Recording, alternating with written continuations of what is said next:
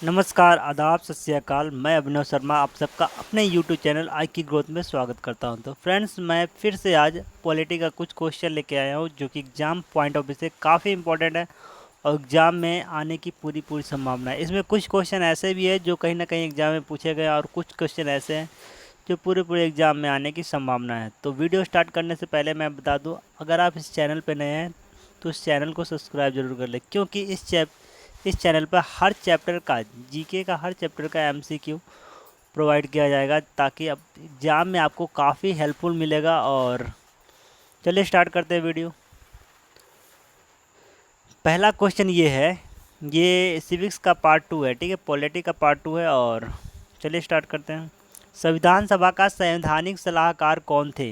ये है शरद चंद्र बोस, बी है ए के एम, और सी में है रफ़ी अहमद किदवई है, और डी में है वेनेगल नरसिंह राव। तो कौन सा इसमें सही आंसर होगा, जल्दी से बताइए मुझे। तो इसका आंसर होगा वेनेगल नरसिंह राव, ठीक है। चलिए चलते हैं नेक्स्ट क्वेश्चन में। संविधान सभा के चुने हुए स्थायी अध्यक्ष कौन थे?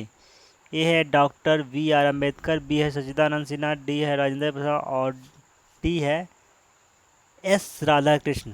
तो इसमें सही आंसर कौन होगा? तो इसका सही आंसर होगा सी नंबर, डॉक्टर राजेंद्र प्रसाद। अस्थायी चुने गए अध्यक्ष डॉक्टर राजेंद्र प्रसाद है, ठीक है। चलिए चलते हैं नेक्स्ट क्वेश्चन में। निम्नलिखित में से कौन सा संविधान सभा का सदस्य नहीं है? निम्नलिखित में कौन संविधान सभा का सदस्य नहीं? ऑप्शन नंबर ए में है के एम मुंशी, बी में है एन के गोपाल स्वामी अयंकर है अयंगार, सी में है एच एच बेग है, और डी में है टी टी कृष्णामचारी, ठीक है। तो कौन सा आंसर इसमें सही होगा, जल्दी से बताइए। इसका आंसर होगा सी एच एच बेग, ठीक है, सी नंबर सही हो जाएगा। चलिए चलते हैं नेक्स्ट क्वेश्चन में। संविधान के विभिन्न पहलुओं के अध्ययन हेतु संविधान सभा ने कितनी समितियां नियुक्त की थी? ए में है 9, बी में है 12, सी में है 13, और डी में है 16। तो कौन सा इसमें सही आंसर होगा? इसमें आंसर होगा सी, ठीक है, 13 समितियां क्या कहते हैं नियुक्त की थी। चलिए चलते हैं नेक्स्ट क्वेश्चन में। संविधान सभा की प्रारूप समिति की नियुक्ति कब की गई? ए में है 29 अप्रैल 1947, बी में है 11 जून 1947, सी में है 29 अगस्त 1947, और डी में है 16 दिसंबर 1947, ठीक है। चलिए कौन सा होगा? तो इसका आंसर होगा सी, इसका आंसर होगा सी, ठीक है। संविधान सभा का प्रारूप समिति कब की गई थी? तो 29 अगस्त 1947 को किया गया था। चलते हैं नेक्स्ट क्वेश्चन में। भारतीय संविधान सभा के प्रारूप समिति के अध्यक्ष कौन थे? तो ए में है डॉक्टर राजेंद्र प्रसाद, बी में है जवाहरलाल नेहरू, सी में बी आर अम्बेडकर, और डी में पुरुषोत्तम दास टंडन। तो कौन सा इसमें सही आंसर होगा? तो इसका सही आंसर होगा सी, ठीक है, डॉक्टर बी आर अम्बेडकर। चलिए चलते हैं नेक्स्ट क्वेश्चन में। संविधान सभा प्रारूप समितियों के सदस्यों की संख्या कितनी थी? ए में है 5, बी में 7, सी में 9, और डी में है 11। तो कौन सा सही आंसर होगा? तो इसका आंसर होगा बी, 7 थी, ठीक है, बी नंबर। संविधान सभा प्रमुख समितियों की संख्या कितनी थी? 7 थी। चलिए चलते हैं नेक्स्ट क्वेश्चन में। निम्नलिखित में से कौन भारतीय संविधान के प्रारूपगण समिति के सदस्य नहीं थे? ए में गोपालाचारी अयंगर, बी में अलादी कृष्णा स्वामी, सी में बी आर अम्बेडकर, और डी में डॉक्टर राजेंद्र प्रसाद। तो कौन सा सही आंसर होगा? तो इसका आंसर होगा डी, ठीक है, डॉक्टर राजेंद्र प्रसाद जो थे भारतीय संविधान के प्रारूपण समिति के अध्यक्ष नहीं थे, ठीक है, ये सही हो जाएगा। चलिए चलते हैं नेक्स्ट क्वेश्चन में। निम्नलिखित में से कौन प्रारूप समिति का सदस्य नहीं था? ए में जवाहरलाल नेहरू, बी में मोहम्मद सताउल्लाह, और सी में है के एम मुंशी, और डी में गोपाला स्वामी अयंगर। तो कौन सा सही होगा? तो इसका सही आंसर होगा ए, ठीक है, जवाहरलाल नेहरू। चलिए चलते हैं नेक्स्ट क्वेश्चन में। संविधान के प्रारूप समिति के समक्ष प्रस्तावना का प्रस्ताव किसने रखा था? ए में है doctor B R Ambedkar, B में है बी एन राव, सी में महात्मा गांधी, और डी में जवाहरलाल नेहरू। तो कौन सा इसमें सही आंसर होगा? इसका आंसर होगा डी, ठीक है, जवाहरलाल नेहरू। चलिए चलते हैं नेक्स्ट क्वेश्चन में।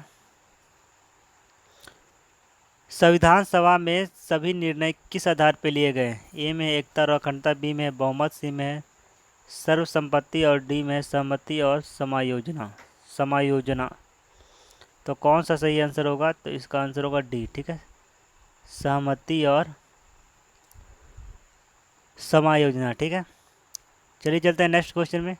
भारतीय संविधान के संघीय शक्ति समिति के अध्यक्ष कौन थे? ए में है सरदार पटेल, बी में बी आर अम्बेडकर, सी में है अल्लादी कृष्णा स्वामी अय्यर और डी में है पंडित जवाहरलाल नेहरू। तो कौन सा इसका सही आंसर होगा? इसका आंसर होगा पंडित जवाहरलाल नेहरू। ठीक है, चलिए चलते हैं नेक्स्ट क्वेश्चन में। संविधान सभा में उद्देश्य प्रस्ताव किसने प्रस्तुत किया? ए में है सच्चिदानंद सिन्हा, बी में बी आर अम्बेडकर, सी में जवाहरलाल नेहरू और डी में है आचार्य जेबी कृपलानी। तो इसका सही आंसर क्या होगा? जवाहरलाल नेहरू। ठीक है, जवाहरलाल नेहरू। चलिए चलते हैं नेक्स्ट क्वेश्चन में। भारतीय संविधान को अपनाया गया। ए में संविधान सभा द्वारा, बी में गवर्नर जनरल द्वारा, सी में ब्रिटिश संसद द्वारा और डी में भारतीय संसद द्वारा।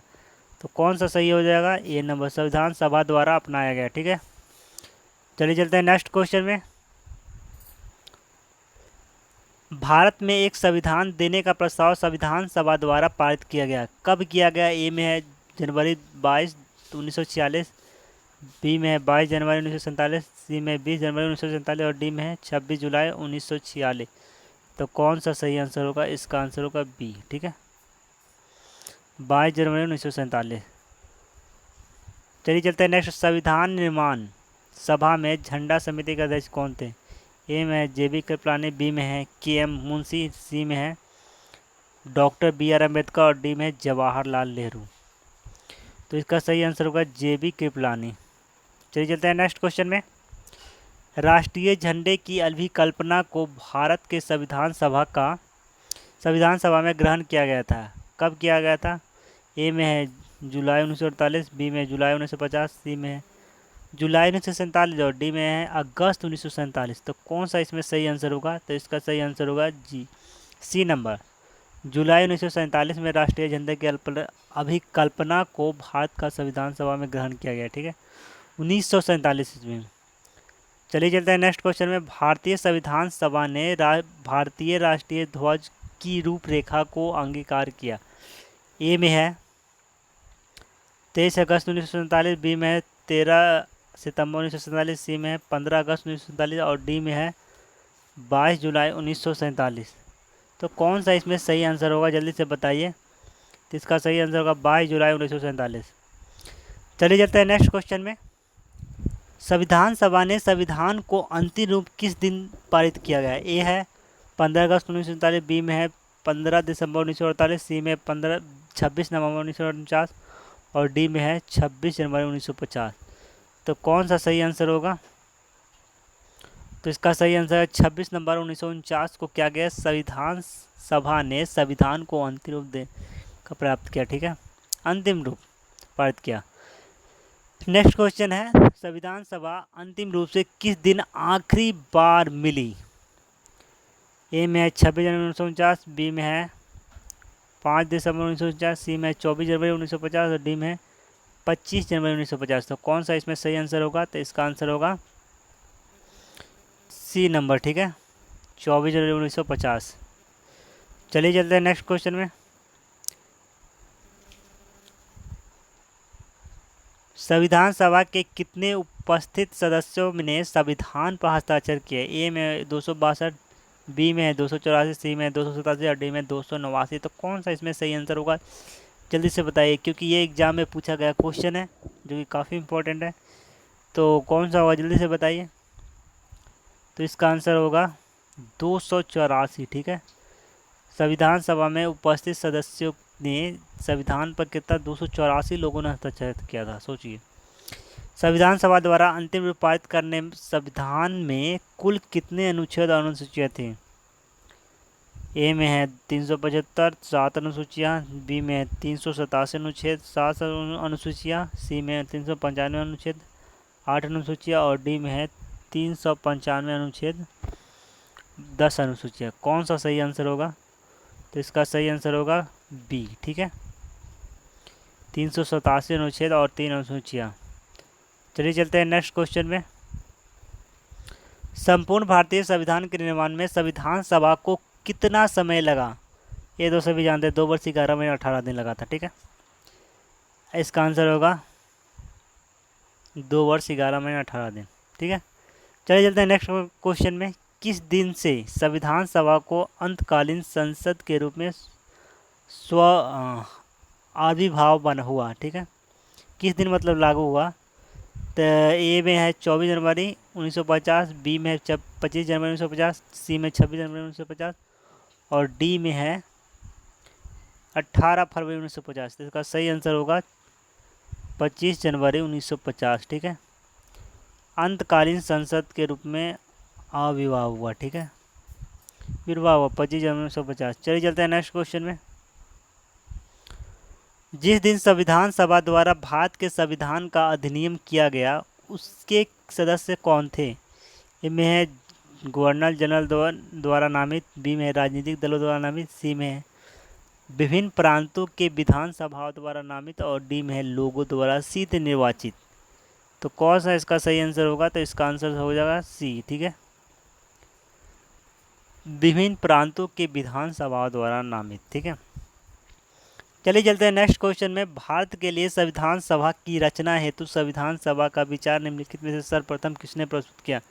ए में है स्वराज पार्टी 1924 में, बी में है कांग्रेस पार्टी 1926 में, सी में है मुस्लिम लीग 1942 में और डी में है सर्वदल सम्मेलन में। तो कौन सा सही आंसर होगा? इसका सही आंसर होगा ए। ठीक है, स्वराज पार्टी। ठीक है, 1924 में। चलिए चलते हैं नेक्स्ट क्वेश्चन में। निम्नलिखित कथनों में से कौन सा कथन सही है? कौन सा एक सही है? ठीक है, ए में है वर्ष 1946 में प्रांतीय सभाओं द्वारा भारत का संविधान सभा चुना गया है, बी में है जवाहरलाल नेहरू, एम ए जिन्ना, सरदार वल्लभ भाई पटेल भारत की संविधान सभा के सदस्य थे, सी में है भारत की विधानसभा का प्रथम अधिवेशन जनवरी 1947 में और डी का है भारत का संविधान 26 जनवरी 1950 को अंकित किया। तो कौन सा सही है? तो इसका आंसर होगा ए। ठीक है, वर्ष 1946 में प्रांतीय सभाओं द्वारा भारत की संविधान सभा चुनी गई। चलिए चलते हैं नेक्स्ट क्वेश्चन में। भारतीय संविधान सभा के प्रथम दिन के अधिवेशन की अध्यक्षता इन्होंने की। ए है डॉक्टर राजेंद्र प्रसाद, बी है पंडित जवाहरलाल नेहरू, सी में है बी आर अम्बेडकर और डी में है सच्चिदानंद सिन्हा। तो कौन सा इसका सही आंसर होगा? तो इसका सही आंसर होगा सच्चिदानंद सिन्हा। ठीक है, चलिए चलते हैं नेक्स्ट क्वेश्चन में। भारत के संविधान का निर्माता किसे माना जाता है? ए में है महात्मा गांधी, बी में है बी आर अम्बेडकर, सी में जवाहरलाल नेहरू और डी में है बी एन राव। तो कौन सा इसमें सही आंसर होगा? इसका सही आंसर होगा बी आर अम्बेडकर। ठीक है, निर्माता, संविधान का निर्माता बी आर अम्बेडकर को माना जाता है। चलिए चलते हैं नेक्स्ट क्वेश्चन में। संविधान पांडुलेखन समिति का निम्नलिखित में से कौन सा सदस्य नहीं था? ए में है मोहम्मद सादुल्लाह, बी में है के एम मुंशी, सी में है ए के अय्यर और डी है जवाहरलाल नेहरू। तो कौन सा इसमें सही आंसर होगा? तो इसका सही आंसर होगा डी। ठीक है, संविधान पांडुलेख समिति का जवाहरलाल नेहरू सदस्य नहीं था। ठीक है, तो ये आपका आंसर हो जाएगा। तो फ्रेंड्स, ये थे कुछ क्वेश्चन पॉलिटिक्स का जो कि एग्ज़ाम पॉइंट व्यू से काफ़ी इंपॉर्टेंट है और एग्ज़ाम में आने की पूरी संभावना है। अगर आप इस चैनल पे नए हैं तो वीडियो को सब्सक्राइब लाइक ज़रूर कीजिएगा, साथ ही साथ शेयर भी करें। तो ठीक है फ्रेंड्स, फिर से मिलते हैं अगले वीडियो में, तब तक के लिए धन्यवाद। Thank you.